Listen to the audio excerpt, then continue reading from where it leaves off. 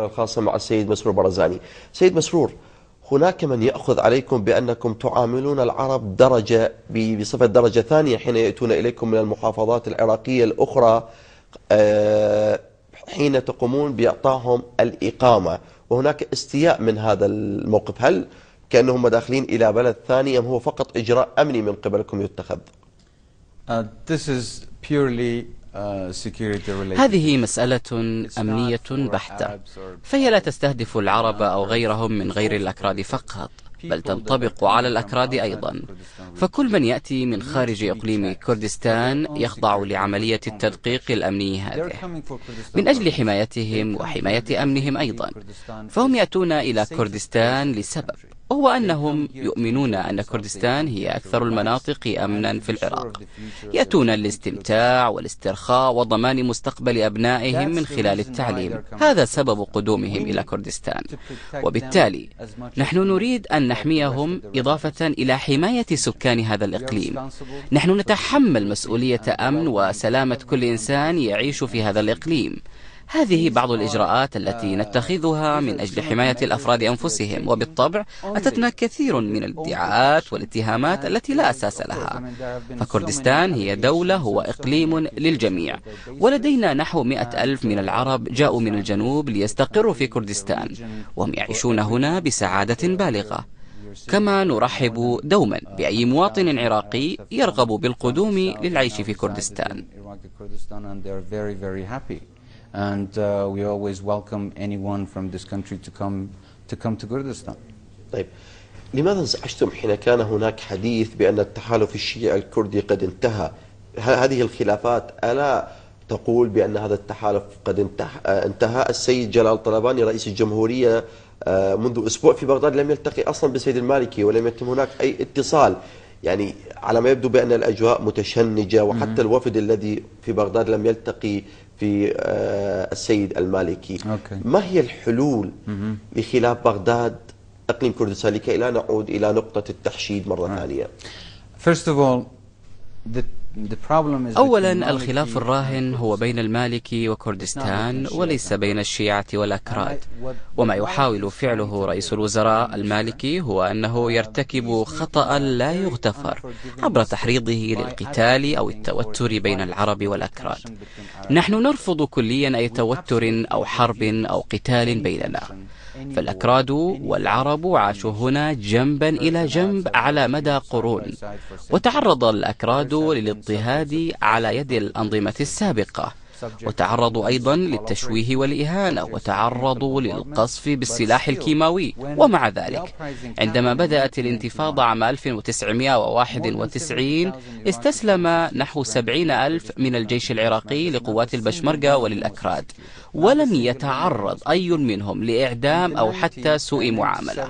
في عام 1997 وحتى عام 2000 تعرض الجنوب للجفاف، وخلال تلك الفترة جاءت كثير من قبائل العرب التي تملك ماشية لاستخدام المراعي في كردستان، وما كان من الأكراد إلا أن رحبوا بهم وسمحوا لهم باستخدام المراعي حتى نهاية فصل الصيف، ولم يتم التعرض لأي منهم بالإساءة.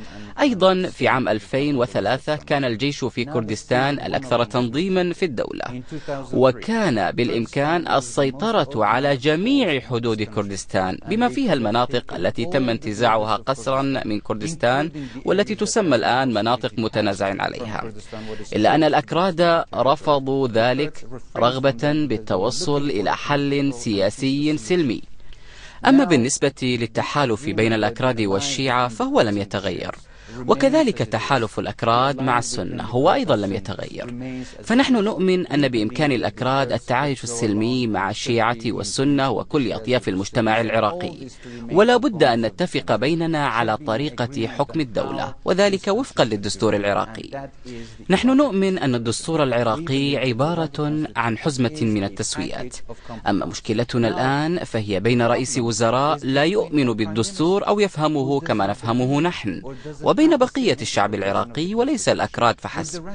المشكلة تكمن في نظام الحوكمة في الدولة والتنازع بين المركزية واللامركزية في الدولة. ماذا عن السنة؟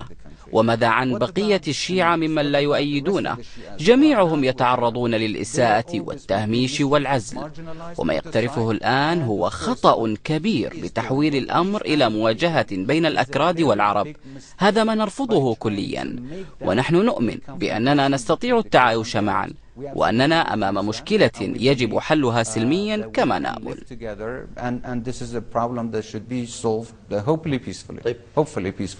إذا أنتم تقولون نعود إلى الدستور، والسيد المالكي يتحدث بأن الأكراد خرقوا الكثير والعشرات من مواد الدستور، والتحالف يقول الدستور، والعراقية تقول الدستور، إذا أين الخلاف إذا الكل يعود إلى الدستور؟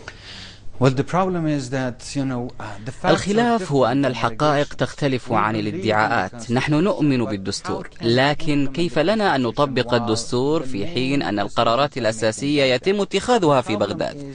الخلاف يكمن في تجاهل بغداد للشراكة في السلطة، فقد وصل المالكي للسلطة كجزء من كيان سياسي أكبر، وهو ليس رئيس وزراء منتخب ليتصرف على هذا النحو، بل هو جزء في المنظومة السياسية إلى جانب الرئيس ورئيس البرلمان. هؤلاء يشكلون المنظومة السياسية للسلطة، وبالتالي فإن قرارات الدولة يجب أن تتم بالتشاور فيما بينهم. جميعهم يجب أن يتشاوروا حول القرارات الحاسمة للدولة، إلا أننا للأسف نرى القرارات تتم بشكل فردي من رئيس الوزراء، هو من يتجاهل تنفيذ الدستور، خاصة تلك المواد التي لا تخدم مصالحه. هو من يمثل السلطة التنفيذية، وهم المسؤولون عن تنفيذ الدستور، في حين نمتنع من جانبنا عن انتقاد الحكومة من أجل التوصل إلى حل سلمي. مرت سنوات طويلة على هذا الحال، وقد تعب الجميع من الانتظار ليروا الآن أن هناك بدائل للدستور يتم طرحها. نعم، هناك اتهامات للأكراد بأنهم يتصرفون كأنهم دولة خارج الدولة، يعني هنا في إقليم كردستان دولة، وفي بغداد دولة، وفي بغداد يشارك الأكراد في البرلمان وفي الحكومة، ومن ثم يعترضون على قرارات الحكومة. وكان هناك حديث بأنه ربما يتم منع قادة من إقليم كردستان بالسفر بدون علم الحكومة، لا يجوز لكم السفر إلا بأخذ موافقات. أولا أود أن أعرف ما هو معنى الفيدرالية بالنسبة لبغداد. هذا هو معنى الفيدرالية، أن يكون لديك عاصمة للدولة كاملة، وأن يكون لديك أقاليم مستقلة في مكوناتها الدستورية وإدارتها لشؤونها المحلية. الأكراد يسيطرون على كردستان، وكذلك سكان البصرة يسيطرون على البصرة، كما هو حال أهل الأنبار والموصل والمحافظات الأخرى التي لم يتم تنظيمها في إقليم واحد، لكنها كمحافظات لها الحق بأن تصبح أقاليم أو وحدات فيدرالية. ما تفعله كردستان هو أنها تنفذ الدستور كما هو. بغداد هي العاصمة التي تشرف على الجميع، وهي مكان للجميع أيضا، سواء كانوا من بغداد أو من كردستان أو البصرة أو من الجنوب أو الشمال أو الشرق أو الغرب. هذا هو معنى العاصمة. بالتالي لا يمكنهم القول إن بغداد لهم فقط وإن كردستان هي لكردستان. بغداد للجميع، لكن للجميع مناطق لها شؤونها الخاصة، وتبقى العاصمة بغداد شأن الجميع. ولهذا لماذا عسى الأكراد أن يحرموا من الذهاب إلى بغداد؟ فإن كنا جزءا من العراق لابد عندها أن تكون بغداد عاصمة لنا أيضا. موضوع النفط، كان هناك اعتراضات كثيرة بخصوص الشركات العاملة في إقليم كردستان من قبل السيد الشهرستاني، وهناك اتهامات بموضوع تهريب النفط من قبل الإقليم إلى دول الجوار. كما قلت لك سابقا، الحقائق تختلف عن الادعاءات. هناك تقارير عديدة وأدلة تثبت طرق تهريب النفط من الجنوب، وهناك وثائق تثبت التهريب ووثائق تثبت ضعف الخدمات. كما أن ما يحدث في كردستان هو وفقا للدستور بشكل تام.